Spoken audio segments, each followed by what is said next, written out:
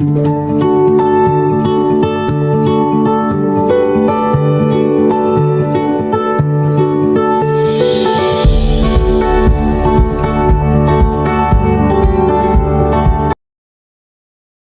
is the gist.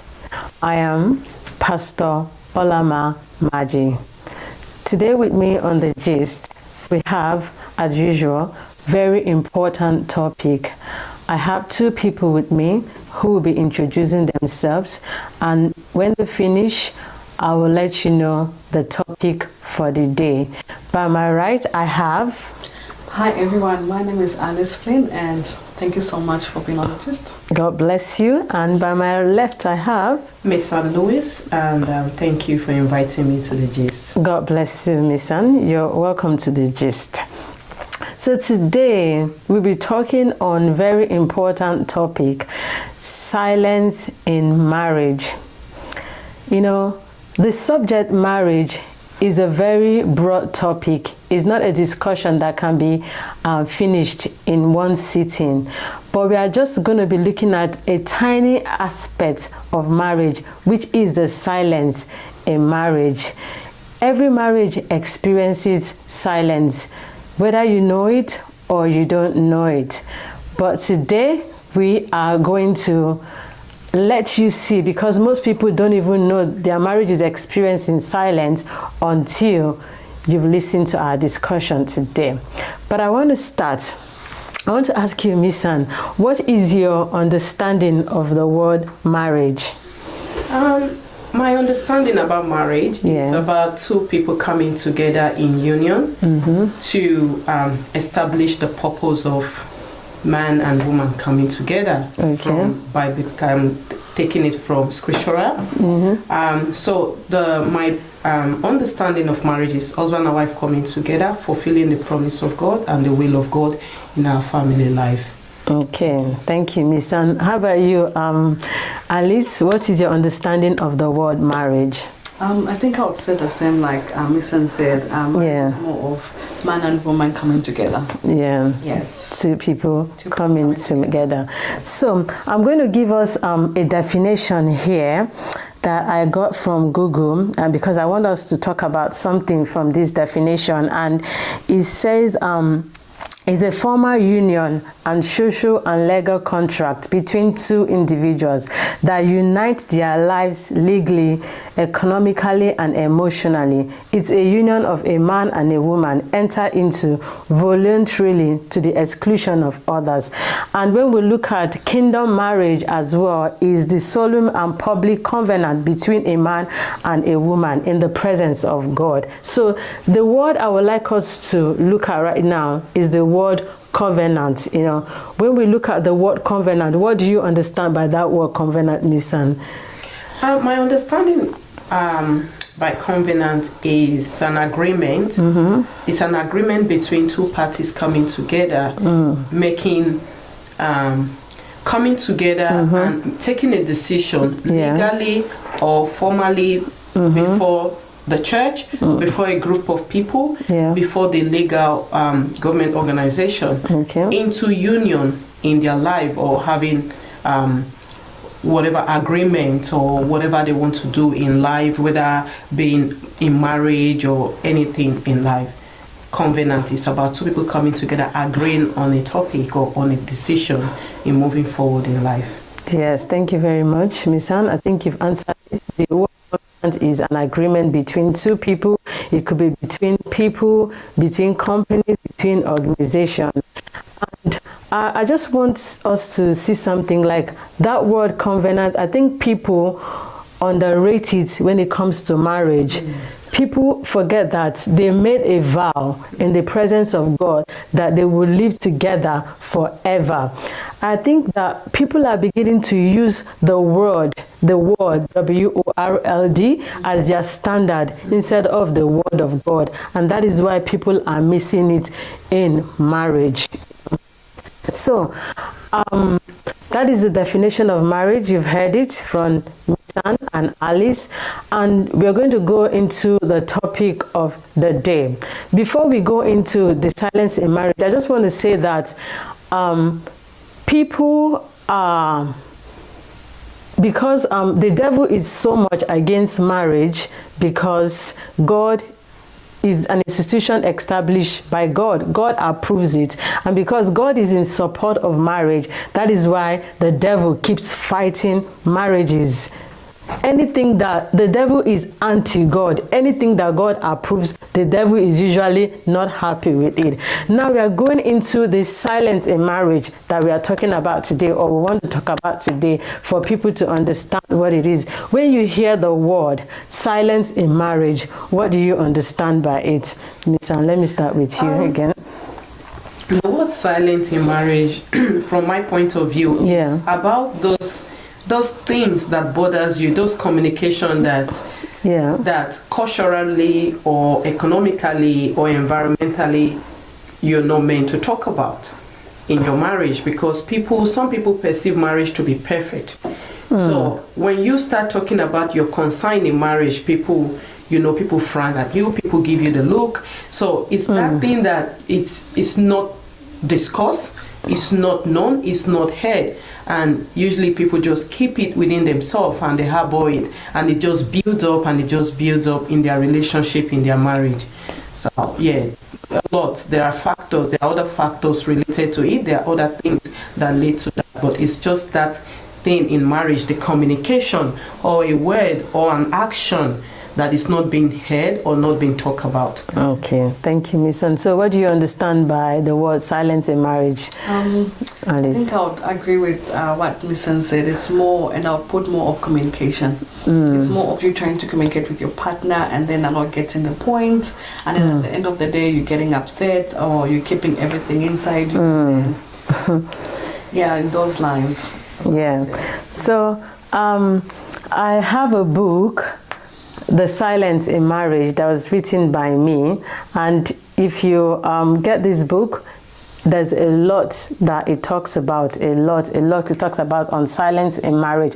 And according to what I wrote on my book, is that every marriage has silence in it. It's the art of keeping things to heart that should be addressed and acted on accordingly. Sometimes in marriages, people keep things to themselves. They should address. That's things you're meant to talk about, but you just want to keep it to yourself, or you said it previously. The person you said it to is not listening, is not hearing you, is not adhering to what you're saying. So you're just silent. You're not necessarily keeping malice with your partner, husband or wife, but you just keep those things to yourself, because either you're tired of talking or you just feel that person should know what you are trying to say. Now let's look at areas in marriages where we have silence. Now let's look at it with examples now. Okay, I want to start with house chores. Like if you look at the book, you look at what's her name, Natasha and Joe. What happened to them? Natasha was overwhelmed by the house chores. The husband was not helping her, and she wasn't even telling him, what the problem is. Let's talk about Miss Anne. Let's talk about house chores now. How does this affect when it comes to house chores? These are like areas where we have silence in marriage. We have house chores, we have looking after the kids, we have contributing financially to the home. Let's look at house chores now. If you have an example how that affects where do we have silence in that area? It does affect, because like we talk about marriage, it's about a union and it's about covenant. So when you talk about covenant, obviously there must have been a communication of a borderline of what you want to do, having children, what you want to be as a couple. So when you start living in that relationship and not seeing the other party or the two relationship working together in the home or assisting in choice and in things like that, you don't have that support. It does affect the relationship, and it affects it in a way where when you talk about it and the other person don't get the point, they don't get the point where you're coming from, and especially when you have kids, it does affect. And that's where the silence comes, because sometimes some women don't want to talk about it because they can be tagged as nagging, they can be tagged as someone that always pick on things that are not there. So these things build up silence, because it will get to a stage people don't talk about it. And I've heard from experience from other people. They say, oh, I'm tired of my marriage because my husband doesn't help me. I'm just the only one doing everything from the day my child has been, from the day we gave birth till now. So I'm walking out of the marriage. So these are the things that are not being dealt with. And I've even heard and seen some men, because of their previous experience from, they try to work things out on the other relationship, which is her choice. So it's a big topic, it's a big conversation that's not being talked about, it's not being heard. Okay, thank you, Miss. About the area has choice, when one of the partners, when it's one person that does everything, you can imagine like you do the dishes and then you after doing the dishes, then the other partner eats and just put the plate there, and you come back. Especially if it's between two people, some people are extremely neat, and the other person, I don't know why it's usually like that. You see one person really neat and the other person doesn't really care, and then you finish eating, you clean the place, clear everywhere, and then the other person comes and eats and just put the plates there. Then when you come, you like get frustrated because the person is tired of talking. Sometimes people don't even talk at all, they just keep quiet. Like, you expect that he or she should know that this is not right. You're meant to clean after yourself and all of that. Even taking care of the children, just one person doing the entire thing and the other person is not being supportive. You're talking and talking and you're tired of talking. Now, how do you experience silence? Let's look at the area of sex as well. Sometimes the other partner is not happy with with their sexual life, but then just keep silent and this build up. How can you explain that when it comes to the area of sex with being silent? Like in our communication, and us trying to put in the silent because of like whatever, maybe something has happened during the day. You come home from work and you find like your partner or husband didn't help you with the things that you expect them to help. Obviously, like night time, you'll be like, okay, I'm not gonna give it to you because it's so bad, because it's so hard. Like nowadays, just feel like, okay, I'm doing everything by myself. You're doing everything by yourself, and then you don't want to. So if you didn't talk about things and communication, there was no communication, honestly, then that means even like when it comes to the bedroom, you just be like, you know what, I'm just gonna stick to myself, and then you're punishing your partner. Yeah, so I think it's something that you need to talk about. Communication is so important when it comes to such things, and then just make sure like you tell the person like, okay, what you're doing is wrong. If I find the house is mess, like I went to work, I come in, I'm expecting you could have helped me with some things. I just don't keep quiet. I talk about it, and that will help even at nighttime. If I find everything is so perfect, even at nighttime, it will be easy for you to like meet up with your partner. But if everything's just so messed up, definitely there will be like issues when it comes to the bedroom as well. Yeah, thank you very much, Alice. Yeah, I just want to give this example from my book, The Silence in Marriage. That's the story, I don't know if you remember, of Janet and Janet and Joe. Is it Janet and Joe? Yes, so she was the wife kept, whenever she wants to dress up, she brings out all her clothes. And I know a couple of people that do that. She brings out all her clothes and just lay them on the bed, throw them on the floor, everywhere, just one cloth. Then she picks the one she wants and then she leaves the other one. And whenever the husband comes back, he sees that, okay, the clothes are everywhere and he's a neat man. And then he gets very upset, like, I don't get this. And it's like several times he's tried to tell her, but she's not like listening. She keeps, habits are formed over the years and she's not listening to him. And he got frustrated and kept quiet and refused to say anything about it. And whenever he comes back, he sees everywhere littered with clothes. He just goes into his bedroom and shut down. And no matter what she said from that time onward is rubbish. People who have things like that, little things like that, you don't talk about. Some you talk about, but the other person is not listening. Some you don't talk about them, you just keep harboring them, and it keeps building and building until it becomes hatred. Like sometimes even when you talk about remote as well, Yeah, sometimes the one partner wants to be the one to control the remote, while the other one is just looking. Anytime this one wants to watch something, this one would say, okay, this is what I want to watch.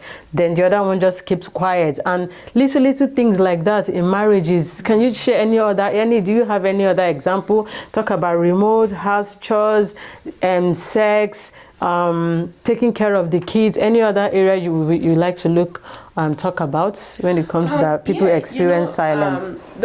The area I'm looking at, that is my own personal view of the factor of silence in marriage, when there is kids. Kids is the main factor that draw that silence for me, I think. And other things like house choice not being able to help. And how that really affects the bedroom is, it builds up when you don't talk about it, and you talk about it and the person did not. Listen, let me not cut it short. In both ways, there are some marriages where the man is the issue, there are some the woman, there are some is mixed. Yeah, your sex life on bed, and the more you are still from the sex life, it affects other factors in the woman body, in the body. And another thing, communication is a big factor. When you communicate, once there is no agreement, it affects your emotion, your feelings. So again, going to the bed is another thing. Or not dealing with it. So communication is the big factor, just like you said, Alice. I really appreciate that point. Communication and talking about things and dealing with things. And I think again, in marriage, it's better for the both party to always resolve things before they go to bed. For 5 years now, they have 2 children together. Natasha is a melancholy and introvert, while Joe is sanguine and choleric. Natasha must complain to herself about the state of their home instead of talking to her husband about it. She is not happy. Everything is a trigger for her, which affects their relationship. She feels anytime she complains about what her husband is not doing right, he will say she is nagging, so she resorts to keeping it to her and shook her really hard. I have had it. I am tired of your mood, changing like a chameleon. If you knew you cannot live with someone, why did you get married? Not requiring response, he went on. 1 minute you are happy, the next minute you are sad. I am tired of adjusting my mood all the time to suit you. I have had it up to here, he said, pointing to her neck. Finally, Natasha spoke. So all this while, Natasha have not been telling her husband what the problem. She was just bottling up everything the husband was not doing right. It was offending and upsetting her, but she wasn't saying anything. Sometimes she's happy, sometimes she's not happy. Whenever the husband does or did anything she did not like, she get upset without even telling him, and he himself doesn't even know what he did. Sometimes, like, he just kept, as he said, adjusting his mood to suit her. Then finally Natasha spoke. This after so much tension, when she would have spoken in a relaxed atmosphere, but now she spoke with tension. I've had enough of your rubbish. I was done with this hell called marriage 2 years ago. If you don't take your hands off me, I will call the police. I am tired of cleaning up after you and the kids. I am tired of being your mother. You do not help me in this house. I cook and do everything. We share the bills, but you work and I work as well. So why can't we share the chores? All you do is go to work, come back and sit on the couch like a king, waiting for your slave to serve you. If I have to do everything, then what is your use? I may as well do without you. You are just a useless man, a lazy fool, good for nothing. I want you out of this house now, or I'll call the police. For the first time, Joe was silent. He was surprised. He doesn't even understand where all this came from. After listening to the wife's outburst, he dashed into the room, gathered his work clothes and left the house. Natasha cried so loud and hard, saying to herself, I have tolerated this for so long. My heart has been so heavy with no one to confide in because I don't want to bring a third party into my marriage. I am tired of being the super wife. I have been dying silently. I love my husband. I really do. I really do not want us to break up. I just wish he could change. That's all I want. I want him to support me in the home, not leave everything to me. I am breaking down. I am weak. I am tired. She cried until she fell asleep. That is so touching. You know, this is what is happening. Yes. Different homes. This is what is happening. Because you are not speaking. People don't even know how to communicate their feelings. You don't know how to tell your husband or your wife, please, can you clean after yourself? I'm tired. I'm exhausted. Because if one person keeps doing these things, you get exhausted. So because Natasha wasn't saying anything to her husband, it kept building and building and building. And it was affecting her mood because she's not happy. Every little thing triggers her emotions, and the day she finally spoke, she said the thing she wasn't supposed to say. Even the husband was so shocked. So this is what a lot of marriages are experiencing: silence, you know, silence in marriage. So I want to ask us now, what do you think the reasons for this silence? Can you give me like 1 or 2 reasons for silence in marriage? I would say listening to the paragraph of that story of what Natasha was going through was lack of communication. And another thing I say in that relationship as well, I think the major factor in that lady's life or in that relationship as a scenario is lack of communication. And Joe, in the other hand, is not hearing or listening, paying attention more into details to have led to that. Okay, so I'm going to pick this call from Mary Detuo. So let us hear what she has to say. Hello. Hi. Hi, Mary. From Hamadel. Yeah. Yeah, I'm following the program right now, and I would like to put in my contribution. Okay. Following the conversation you had with your guest, and from your book, Silence in Marriage, what you read out.